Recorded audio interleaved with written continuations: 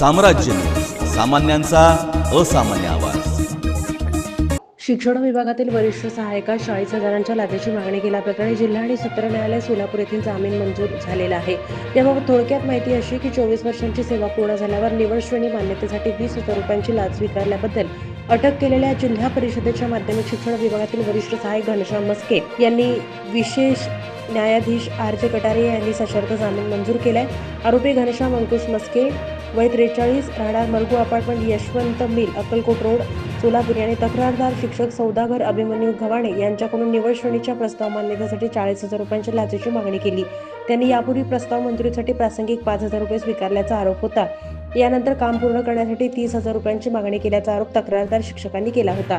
फिर्यादीच्या तक्रारीनुसार सोलापूर लाचलुचपत विभागानं कारवाई करत आरोपी मस्के यांना ठरल्याप्रमाणे सुरुवातीला 20,000 रुपयांची लाच स्वीकारताना रंगेहात पकडलं।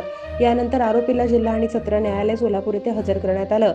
आरोपीने जिल्हा आणि सत्र न्यायालय सोलापूर येथे जामीन अर्ज दाखल केला। आरोपीच्या वकिलांनी सादर केलेला युक्तिवाद ग्राह्य धरून न्यायालयानं आरोपीचा जामीन मंजूर केलेला आहे। या प्रकरणात आरोपीतर्फे ॲडव्होकेट कदीर औटी, ॲडव्होकेट सोमलिंग पुजारी, ॲडव्होकेट अभिषेक देवकते, ॲडव्होकेट दत्तात्रय कापुरे, ॲडव्होकेट वैभव बोंगे, ॲडव्होकेट ओंकार फडतरे यांनी काम पाहिले।